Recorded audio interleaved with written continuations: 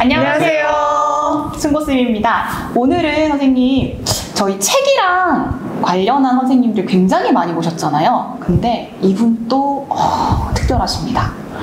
1학년 아이들과 고전을 읽는다고 합니다. 네, 책을 사랑하시는 또 한 분의 선생님 자기소개 부탁드릴게요. 안녕하세요. 네, 안녕하세요. 안녕하세요. 저는 18년차 초등교사고요. 경기도에서 근무하고 있어요. 그리고 학교에서는 1학년 담임교사로 있고 집에서는 3학년 남자아이를 키우고 있습니다. 그렇군요. 네. 반갑습니다, 선생님. 책에 대해서 관심이 있다고, 책을 좋아하신다고 제가 처음에 말씀을 드리긴 했지만, 그럼 책에서도 또 어떤 또 특별한 관심사로 좋아하시는지 알려주시겠어요? 제가 교사가 되면서 제 아이들한테 뭘 가르치면 좋을까 생각을 해봤어요. 그랬을 때 제 인생을 돌아봤을 때 도움이 된 두 가지가 있더라고요. 하나는 독서, 하나는 글쓰기였어요. 그래서 이 두 가지는 제가 아이들한테 꼭 가르치고 싶다는 생각을 가지고 학급 운영을 하고자 했고, 그동안 18년 동안 계속 꾸준히 해온 결과를 뭐 책으로도 강의로도 지금 전하고 있어요.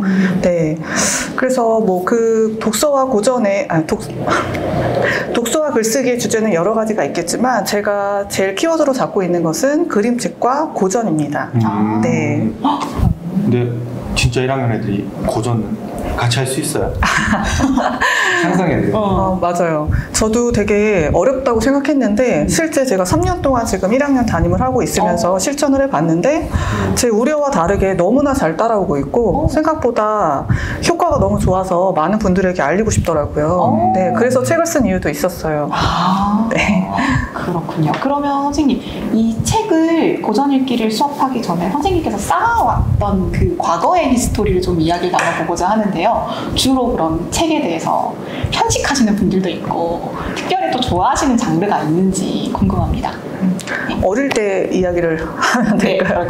네, 저는 책을 좋아하는 아이였어요. 뭐 밖에서 나가서 노는 것도 좋아했지만 친구들하고 놀 때는 놀지만 또 집에서 책을 읽는 것을 좋아했는데 시리즈면 끝까지 읽었던 것 같아요. 네, 그게 끝날 때까지 집에서 읽었던 아이였어요.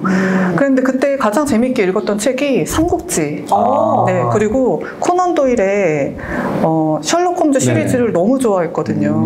네, 그래서 그게 씨앗이 돼서 다른 독서로 계속 나갔던 것 같아요. 네. 네.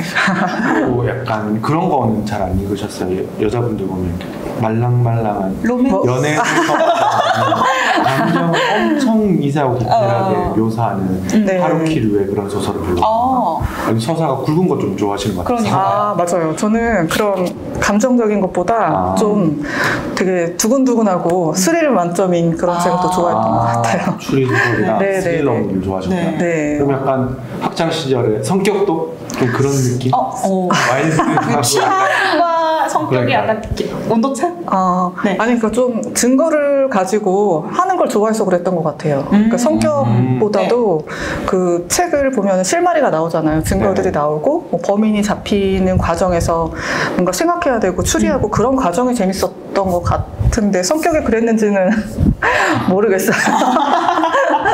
왜 어렸을 때 막 친구들 불러와가지고 너 이거 말해. 증거가 진짜 시조를 수 있었나? 그런 생각도 책을 그러면 삼국지랑 지금 셜록 홈즈 시리즈라고 생각하면 일단은 느껴지는 게 권수가 되게 많잖아요. 그걸 처음 이제 푹 빠져가지고 읽게 되셨던 나이는 대략 몇 살쯤이셨던 것 같아요? 좀 가볍게 읽었던 게 초등학교 시기라면 중학교 때 좀 더 깊이 있게 읽었던 것 같거든요. 네. 취미 활동이 다른 게 특별히 있었던 건 아니었고 또 초등학교 때 그 독서에 대한 기억이 좋아서인지 좀 쉴 때 책을 읽는 습관이 있었던 것 같아요. 네. 그럼 선생님께서 만들어진 그 초등학교의 책에 대한 좋은 이미지는 어떻게 형성이 됐을까요? 자주 갔던 게 제일 좋았던 것 같고 그때 언니랑 항상 도서관을 같이 갔었는데 가서 같이 뭐 맛있는 것도 먹고 같이 놀기도 하고 책도 읽고 했던 그 기억이 좋았던 것 같거든요. 그러니까 뭐 어떤 책의 기억보다도 그때 분위기라든지 그때 감정이 책을 좋아하는 데 되게 크다는 생각을 하게 되었어요. 네. 제 딸은 도서관 가는 거 싫어하더라고요. 비슷하게 같은 도서관 경험인데 왜 다를까요? 외식? 나한테 물어보는 거야. 외식? 외식 아버지의 입장에서 한번. 싫더라고. 싫어하더라고. 왜 싫어하지? 왜 싫어하지? 알게 모르게 이래라 저래라 하는 거야? 혹시 자녀분이랑 도서관 다닐 때? 아, 네. 저희 아이도 사실은 별로 안 좋아해요. 아, 그래요? 그러니까 뛰어노는 걸 좋아하는 남자아이다 보니까 가는 걸 별로 안 좋아해서 제 기억을 떠올려 보니까 그 분위기가 되게 중요한 것 같더라고요. 그래서 먹을 거 들고 돗자리를 가지고 가서 그 앞에 자리를 잡고 그다음에 책을 빌려서 앞에서 놀면서 읽는 걸 하고 있어요. 네. 그러면 야외에서 책 소풍 같은 느낌으로 맞아요. 진행을 네. 하시는 거군요. 네, 저희 반 아이들과도 그렇게 하고 있고 네, 돗자리를 가지고 와서 그 운동장 앞에 네, 깔고 네, 엎드려서도 보고 누워서도 보고 제가 읽어주기도 하고 하는데 별거 아닌 것 같은데 아이들이 너무너무 좋아하고 네, 또 안 가냐고 물을 정도로 좋아하더라고요. 네. 네. 가을에 한번 해봐야 되겠다. 네, 날씨 좋을 때 지금 더워. 더우니까 네, 못할 것 같아. 틀리면 네. 너무 좋아할 것 같습니다. 근데 학창 시절에 그렇게 이제 책 덕후였으면 막 그런 유명한 일화들 있잖아요. 유명하신 분들 보면 막 뭐 밤새서 읽는다 이런 거요? 그런 거 누가 뭐 불러도 받을 읽는다? 때까지 얘가 다쳤다 뭐 이런 것도 있고 그런 거 없어요 혹시? 특이한 일화 없으면 지어라서도 아유 너무 약을 치시는데요. 근데 일화 그런 없을까요? 것보다 저는 그거를 글쓰기 부를 했거든요 그때 당시에.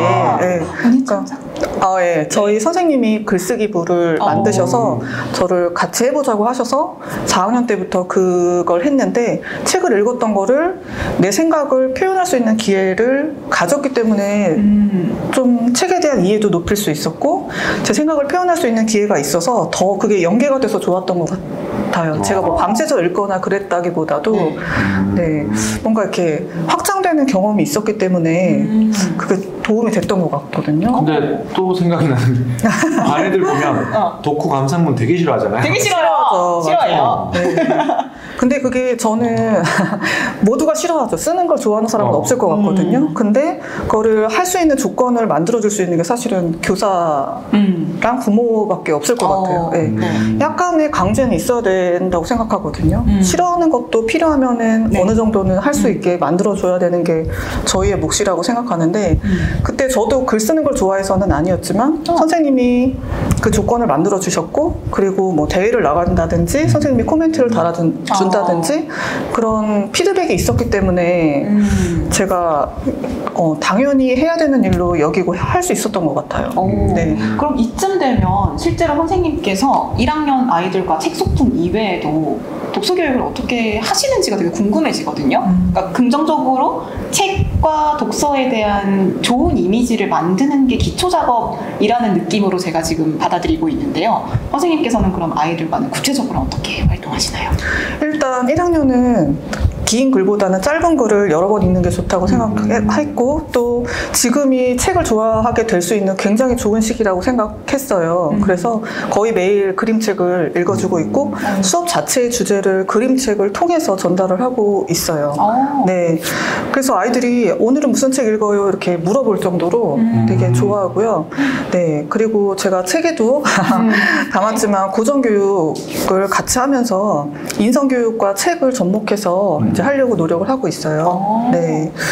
고전 그러니까 1학년 애들이랑 그림책은 하시는 분들이 좀 많이 또 계시죠. 그런데 고전은 그럼 어떤 작품들을 어떤 책을 하시는지도 궁금하거든요. 그러니까 1학년이 할 수 있는 건 사실 한계가 있더라고요. 우리가 알고 있는 그런 뭐 고전 문학들 중에서 1학년한테 적용할 수 있는 건 사실 많지 않았고요. 그래서 제가 생각한 거는 옛 이야기였어요. 네, 옛 이야기가 이제 흔히 말하는 전래동화인데 아이들이 제가 고학년, 중학년 아이들 가르칠 때 예시로 전래동화를 이야기하면 생각보다 모르더라고요. 그러니까 창작동화는 많이 읽는데 오히려 전보다 전래동화에 대한 그런 경험이 없더라고요. 그래서 제가 저학년을 하면 꼭 전래동화를 같이 읽어야 되겠다는 생각을 했었는데 이제 고전에 대한 관심이 있다 보니까 고전이 사실은 옛날부터 내려오는 널리 읽힌 이야기인데 네. 그 중에 좀 범위만 넓게 생각한다면 전래동화가 그 중에 하나가 되지 않을까? 그런 생각이 들어서 네. 1학년 아이들과 일주일에 2번씩 지금 전래동화를 읽고 있거든요. 근데 그 내용을 보시면 지금 떠올리시는 그 전래동화들의 공통점을 보시면 다 뭐 권선징악이고 그리고 네, 그 구조가 굉장히 단순해요. 그리고 감정도 굉장히 단순해서 아이들이 이해하기에 굉장히 좋아요. 네. 그리고 거기에 담긴 덕목들이 우리가 다 아이들에게 해주고 있는 이야기 중에 있거든요. 뭐 효도라든지 우애라든지 우정, 의리 뭐 이런 것들이 다 담겨 있는데 그걸 저희가 말로 하는 것보다는 주인공의 이야기로 전달하니까 훨씬 더 아이들한테 감화가 많이 됐고 콩쥐팥쥐 같은 거 읽을 때도 아이들이 막 우는 애들도 있어요. 그러니까 저희는 별거 아니라고 생각하는데 네. 콩쥐가 죽거든요. 좋죠. 그 이야기가 구전이다 보니까 뒷이야기가 네. 다 다르긴 한데 네. 버전이 다 다르긴 한데 제가 읽어준 책에서는 죽는 장면이 그러니까 밀어서 네네 죽는 장면이 나오는데 너무 불쌍하다고 두 명이 울더라고요. 그러니까 그 정도로 우리의 그 감성 어른의 감성과는 좀 다른 아이들 세계만의 세계가 있을 텐데 거기에서 전래동화가 굉장히 잘 맞는다는 생각이 들더라고요. 네, 그래서 지금 3년째 전래동화를 꾸준히 읽어주고 있어요, 아이들. 이렇게, 네네. 네. 그리고 네, 다른 거는 사자수학 같이 읽고 있어요. 네. 사자수학. 네. 사자수학. 사자수학이 그 4글자씩 딱딱 떨어져 있어요. 네. 그래서 애들 한글 획득이 된 상태에서 시작을 하고 있는데 꼭 뭐 글로 쓸 필요는 없으니까 저는 한글 공부를 할 때 의미 없는 단어들을 읽고 쓰는 것보다는 좋은 글을 읽고 쓰고 이해하고 이게 훨씬 더 유익하다고 생각했어요. 네. 그래서 아이들이 그 나이 때 1학년, 2학년들은 읽는 게 굉장히 도움이 되잖아요. 네, 그렇죠. 음독을 하는 게 도움이 되니까 일단 읽고 같이 읽고 제가 해석을 해주면 이제 뜻을 이해하고 그 글자를 쓰고 이런 단계로 반복해서 하고 있는데 아이들이 생각보다 더 우리가 생각할 때는 한자가 많고 내용도 좀 이해하기 어렵지 않을까 싶은데 생각보다 잘 따라와요. 네, 그리고 집에서 이제 후기를 제가 어머님들께 듣다 보니까 효과가 있더라고요. 뭐 예의를 사실은 요즘 아이들이 한 명밖에 없거나 그쵸. 엄마가 너무나 귀하게 키우다 보니까 예의를 못 가르치는 경우가 있거든요. 당연한 건데 모르는 경우가 많은데 예를 들어서 어른이 먼저 드셔야지 우리가 먹을 수 있다는 것조차도 모르고 있어요. 그냥 당연히 엄마가 주시면 그냥 자기가 먼저 먹는다고 생각하는 경우가 많은데 그걸 가르쳐 주니까 아이들이 실천했나 봐요. 네, 뭐 먼저 드세요 이런 말을 했다고 하더라고요. 그런 거 보면은 엄마나 아빠가 아니면 교사가 하지 못했던 거를 사자수학 그 고전을 통해서 할 수 있다는 점에서 네, 굉장히 좋더라고요. 그래서 저는 일주일에 3번을 사자수학을 하고 있고 네, 2번은 전래동화를 읽어주고 있습니다. 네. 듣다 보니까 선생님 이제 수업 운영 방식의 제재 선택에 있어서 저는 고민이 좀 되는데요.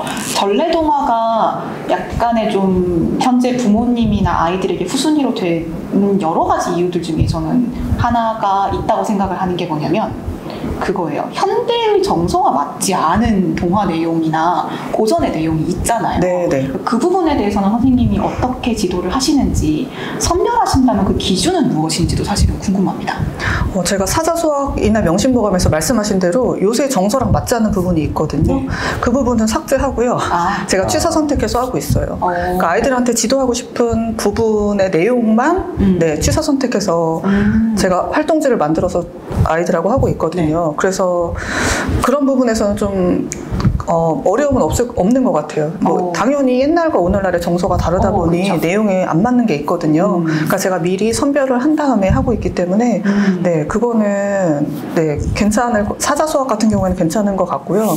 전래동화 같은 경우에는 초점이 옛날의 것이라기보다 제가 아이들한테 전래동화를 읽으면서 해주고 싶은 것은 우리가 얘네가 알파 세대고 4차 산업혁명 시대를 살아갈 아이들이지만 어느 순간 뚝 떨어진 게 아니라 그 문화를 알고 거기에서 이어져 내려온 거라는 거를 얘네도 어느 정도는 알고 있어야지 이 사회에 적응할 수 있다고 생각해요. 그래서 그때 우리 조상들이 어떻게 살았는지, 그리고 동물들과 식물들과 어떻게 지냈는지, 어울려 지냈는지, 그리고 어떻게 살아야지 좋을지 이런 거. 그리고 인간의 감정은 항상 같아요. 옛날이든 오늘날이든 고전을 읽으면서 제가 느낀 게 우리가 느끼는 모든 고민들과 모든 감정들이 옛날에도 그대로 있었던 거기 때문에 이야기는 다르지만 그 감정은 같거든요. 고민도 같고. 그런 점에서는 저는 뭐 시대가 다르다고 해서 필요 없는 건 아니라고 생각했고 그 부분에서 아이들과 이야기를 나누려고 노력을 하고 있어요. 네. 그럼 얘기를 듣다 보니까 어떤 작품을 읽고 나서 그 후속적인 질문들이라든지 아이들이 대답 이런 게 좀 중요하겠다라는 생각이 드는데 혹시 최근에 혹은 몇 년 사이에 이제 들려줬던 전래동화 중에서 가장 호응도가 높았던 건 뭐가 있었어요? 이거는 무조건 성공한다. 이 이야기는 다 좋아한다 하는 팥죽 할머니와 호랑이 이야기 되게 좋아했어요. 네. 그거는 버전이 다르게 그림책도 많거든요. 그래서 그걸 같이 읽어줬더니 너무 재밌어했어요. 그러면 이제 그 이야기를 애들이랑 읽고 나서 그 다음에 이제 어떻게 이끌어가시는 아이들이랑 얘기를 하시는지 그것도 좀 궁금하거든요. 또 제가 알려주고 싶은 거는 아까 말씀드렸듯이 문화거든요. 문화와 그런 뭐 전통 같은 거를 알려주고 싶은 마음이 있었기 때문에 저는 만약에 호랑이 이야기를 읽으면 호랑이에 대해서 같이 좀 이야기를 나눠요. 네. 호랑이가 왜 이렇게 우스꽝스럽고 좀 어리석게 그려져 있을까? 이렇게 이야기를 나누면 사실 그 이유가 옛날 사람들이 호랑이에 대해서 되게 무서워하고 마을에 내려와서 나를 어떻게 할까 막 겁나기 때문에 그 책에서 그거를 이제 희석시키기 위해서 그걸 극복하기 위해서 호랑이를 되게 어리석게 그리는 거라는 거를 이야기 나누면서 자연스럽게 전달을 하기도 하고요.